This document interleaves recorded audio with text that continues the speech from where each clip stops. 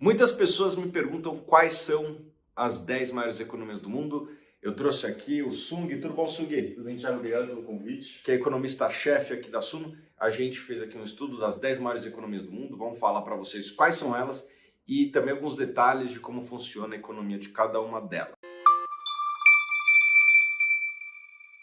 Mas antes da gente começar, já se inscreve no canal. Bom, vamos lá, Sung, como é que a gente fez esse levantamento e vamos começar essa lista aí da 10ª para a primeira, vai? Bom, com os dados aí de 2022, tá? A gente pegou, como não terminou, a gente pegou estimativas do FMI, que é um dos principais instituições internacionais aí que acompanha a economia, e eles listaram as 10 maiores, pegando o PIB, e aí só para poder comparar, a gente tem toda uma metodologia que acho que não veio o caso, mas aí a gente está com uma lista aqui bem legal para mostrar para vocês. Então vamos lá, 10ª posição. 10ª posição a gente tem a Itália. A Itália basicamente é uma lá na Europa, né, só para localizar o pessoal, e basicamente ela vive de serviços. E aí tem uma questão de indústria, mas basicamente a indústria representa 70% e a indústria 24%. Acho que lá... Ferrari, né? Questões de luxo também são muito importantes lá, mas basicamente lá vive de serviços. Tem muita máquina também, muita indústria de máquinas, boas máquinas italianas, máquinas alemãs também são conhecidas por serem muito boas. E a Itália, eu estou vendo aqui, as 10 maiores economias do mundo, deve ser uma das economias que tem mais turismo, né? Uns 10% do PIB é turismo. Geralmente o turismo representa de 2 a 3% do PIB de uma economia, é uma economia que tem muito turismo também, né? Sim, e por outro lado ruim, a dívida deles, a relação dívida-PIB deles é bastante elevada. Então eles também têm que organizar, não é só o Brasil, eles têm um bom trabalho fiscal para resolver pela frente. E como está o crescimento histórico da economia da Itália? Agora você me pegou, mas a ideia é que eles vão crescer, acho que em torno de menos de 2% esse ano. A economia da Itália anda de lado há um bom tempo, isso que eu sei. Bom, vamos para a 9ª posição. A Rússia. A Rússia, interessante a Rússia aqui, porque a Rússia deve ter sofrido, pelo menos no primeiro semestre, né? As empresas americanas e europeias saíram da economia da Rússia, deu uma embarrigada ali. Sim. E até me surpreende estar aqui nos top 10. Já está ajustado para essa perda? Provavelmente, tá. Eu acredito que sim, que 2022 as sanções começam desde o começo do ano, mas eles são muito fortes em recursos energéticos. Uhum. Se eu não me engano, pelas fontes que eu pesquisei, aqui 30% dos recursos energéticos do mundo estão lá. Então eles são extremamente ricos em petróleo e gás. Uhum. E são commodities, como a gente viu esse ano, se deram muito bem ali, com preços elevados. Então quase, se eu não me engano, até tem um dado aqui interessante. A partir de 2019, exportação de recursos naturais representou 60% do PIB do país. Isso financia lá toda a parte do governo também. Então, assim, é uma questão que sempre vai existir demanda para isso. E continuam vendendo para a Europa, mesmo tendo conflito, né? Inclusive, fiquei sabendo que tem um gasoduto que passa lá pela Ucrânia e a Rússia paga para a Ucrânia aí alguns milhões por dia. E apesar de estar em guerra, o fluxo de dinheiro continua. Continua, eles conseguiram vender para a China, para a Índia, alguns outros, vamos dizer, aliados que aí não viram a guerra com tanto maus olhos, como o Ocidente teve várias sanções. E também aí, recentemente, a Europa colocou um preço teto de $60 para poder negociar com a Rússia ali. Então, dinheiro chega, vamos dizer assim. 8ª economia? Canadá. Canadá, acho que 2 pontos para ressaltar, muito importante ali as reservas minerais deles e a sua dependência em relação com os Estados Unidos. Eu acho que são os 2 principais pontos para a gente ressaltar. E lá também, serviços é muito importante. É uma economia que tem bastante recurso natural também, né? Potássio, que vai muito aqui na agricultura, né? Um fertilizante. As maiores reservas de potássio do mundo estão ali no Canadá. Eu cheguei a ser acionista, cara, 20 anos atrás, de uma empresa chamada Poulters. Nem existe mais essa empresa. Depois juntou com outra e mudou de nome. Mas era uma grande empresa aí do Canadá de potássio que vai...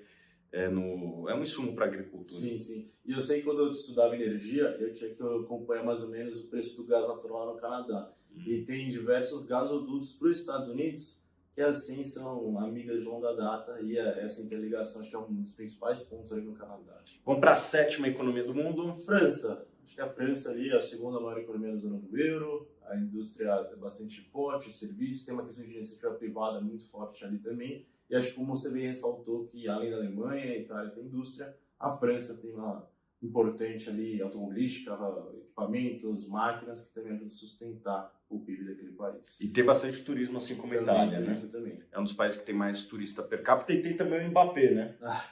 Quem é melhor, Mbappé ou Messi? Acho que o Messi acabou de ganhar a Copa, né? Mas acho que tem um ponto bastante interessante que a gente está vendo nessa lista. Diversos países europeus, serviços é o principal. Países desenvolvidos hoje, serviços estão totalmente consolidados. Eles importam cada vez mais, né? A indústria desses países desenvolvidos, ela migrou muito para a Ásia, sobretudo para a China. É mais barato produzir lá, né? Apesar do custo da China ter aumentado ao longo dos últimos anos, ainda assim é muito mais barato do que industrializar em países de primeiro mundo, porque a mão de obra é muito cara, né? É melhor produzir um tênis na China ou nos Estados Unidos ou na Europa, é muito mais barato produzir na China. Então essas economias, vamos dizer assim, desenvolvidas, elas têm focado cada vez mais em serviços, tecnologia, né? Você pega as maiores empresas americanas, são de tecnologia, as empresas europeias têm várias empresas de tecnologia, e quando você pega ali as maiores empresas da França, dá para ver que é bastante diversificado. Tem banco, tem empresas do setor elétrico, tem empresas de luxo, né? A maior empresa de luxo do mundo é uma empresa francesa, então é uma economia bem diversificada. Conforme vai crescendo, vai ficando mais diversificado, né? Sim, acho que eu digo assim, no nosso ranking aqui. Sim. Né? Bom, vamos para a sexta posição aqui, um rival histórico da França. Quem é? Reino Unido. Reino Unido. E aí eu acho que tem 2 pontos. Serviços aqui estava quase 80% do PIB. E eu ressalto o mercado financeiro lá, é um dos principais polos da economia financeira mundial. E até quando eu acompanhava mais o mercado de câmbio, se você pegar diariamente onde tem o maior volume financeiro de trades de câmbio, é no Reino Unido. Ah, é? Não sabia disso, não. Chega a trilhões diários de FX que é negociado lá diariamente, aí é o maior polo. Impressionante. Quinta posição, olha só, um país de, entre aspas, terceiro mundo, né? Uma renda per capita muito baixa, mas como tem muita gente, tá aqui na quinta posição. Quem que é? Que é a Índia. Acho que a Índia também tem um dos potenciais de crescimento no mundo aí nos próximos anos extraordinário.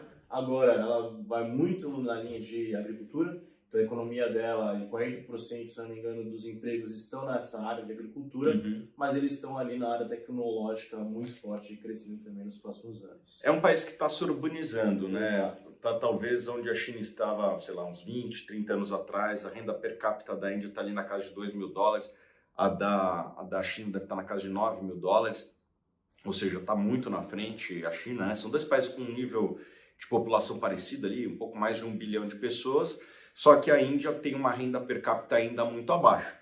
A boa notícia para a Índia, né, é que essa renda per capita aí tem crescido aí uns 5, 6% ao ano, né? E a urbanização acontece de maneira intensa quando a renda per capita está nesse nível muito baixo, né? As pessoas saem do campo e vão para a cidade, e daí a renda per capita explode, né? Assim, o camponês, ele ganha historicamente menos do que alguém que vai para a cidade e começa a estar numa economia de serviço. E a Índia tem muita mão de obra que é exportada, né, de serviço, como eles falam inglês, lá tem muita gente que fala inglês, tem muito call center nos Estados Unidos, né, tem muitas dessas coisas. E tem muitos profissionais qualificados que também são exportados para todo mundo também, não fica só ali. A Suno tinha um cara que trabalhava com a gente que era da Índia, né? Eu tinha um professor colega também de universidade que estava na Inglaterra e assim, um cara muito bom e tinha descendência indiana também, porque os pais foram para lá, então... Os indianos são bons trabalhadores. Bom, vamos lá. Alemanha. Quarta colocada a nossa Alemanha aqui. Também acho que a gente já ressaltou várias vezes, mas eu acho que o forte delas é a questão da indústria. Indústria, né? Automobilística, máquinas, aviação, testes, assim, a grande parte dos empregados estão na indústria. Então ali acho que a gente sempre olha um pouquinho a Alemanha com esse poder. E ali é a maior economia da Europa. É ela que domina a zona do euro, ela que toma as decisões, ela que empresta para todo mundo ali. A gente fala que a Alemanha é a âncora da zona do euro, economicamente falando. Né? E a indústria europeia perde competitividade com a alta que teve do preço de energia na Europa. Né? Com certeza. Além das pessoas que pagam, conversei com um monte de gente 3, 4 vezes mais para pagar a conta de luz de casa, as indústrias vão começar a fazer corte, vão tentar pegar de fontes alternativas, mas assim, o custo aumenta. E se o custo dos produtos aumenta de fabricação, a inflação do consumidor também vai aumentar. E a competitividade da indústria alemã deve estar no pior momento em muito tempo, né? Com essa crise, com recessão que está vindo e com esse choque de energia, provavelmente a gente siga o relatório.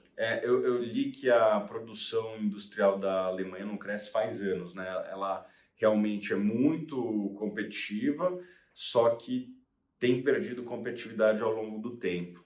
E é possível que a Alemanha entre também em recessão. Cresceu quase nada no último trimestre. E aí a gente, zona do euro ali, junto com a Alemanha e Itália, vai crescer um pouquinho de lado aí nos próximos meses e anos, né? Depende de como tiver essa questão energética. Bom, terceira posição aqui, já vamos para o pódio, né? O Japão, a gente viu eles crescerem na década de 60 e 80, que eles fizeram um milagre econômico, mas desde então, a crise nos países asiáticos, eles estão crescendo de lado. E basicamente lá é serviços. A gente vai pegar aqui 70% a serviços, 70% tem quase a indústria, 29% um pouquinho de agricultura, e mais um ponto é que é a indústria de tecnologia. E aí é que eles estão dominando também muita coisa. E esses asiáticos, eles têm uma característica quase que comum no seu desenvolvimento, né? Eles investem muito em educação, em seguida a indústria ganha uma pujança, né? Então, eles meio que copiam as indústrias que deram certo em países de primeiro mundo.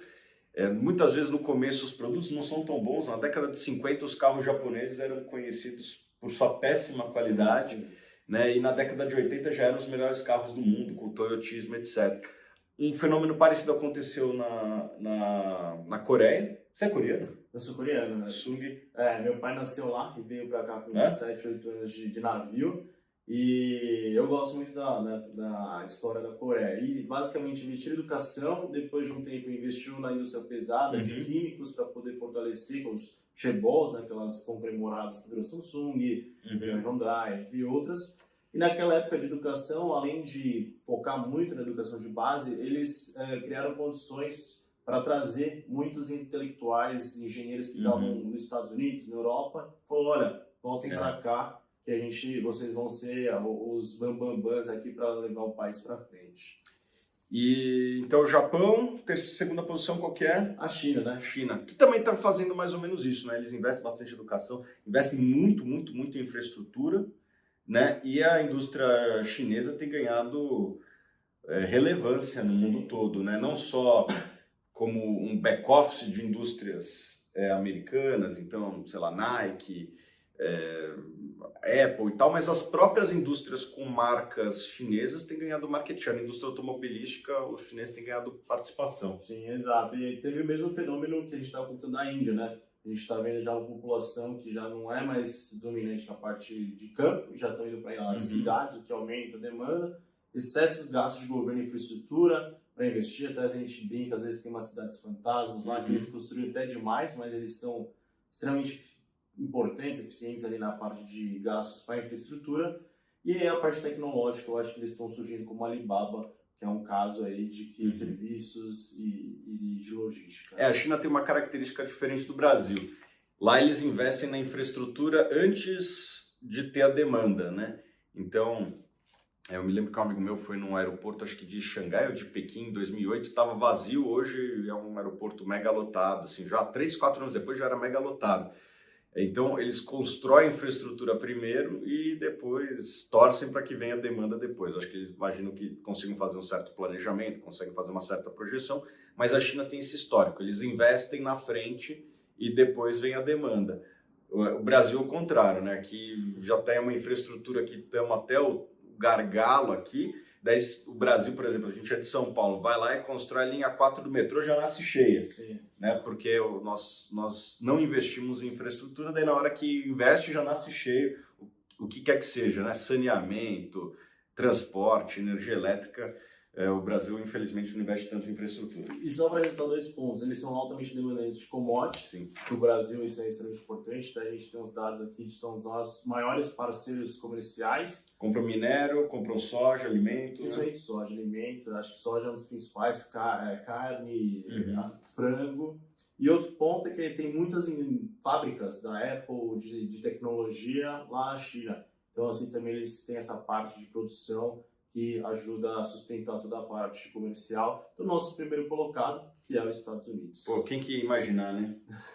Acho que eles são principalmente serviços aqui que dominam o PIB. Uma economia muito diversificada. Exato, né? Acho que sim. Tem tanto aquelas partes dos belts, que é a parte de agricultura muito forte ali no meio dos Estados Unidos. Hoje em dia, acho que a grande força são as empresas do Vale do Silício, da parte de tecnologia e inovação, mas também os serviços como hotéis, toda a parte ali de restaurantes, cinemas, turismo, acho que também ajuda a sustentar essa economia, como muito bem trouxe, bastante diversificada. Tem banco, tem empresa de tecnologia, empresa de petróleo, tem o que você quiser. Você pega o SP500 lá, essa economia americana.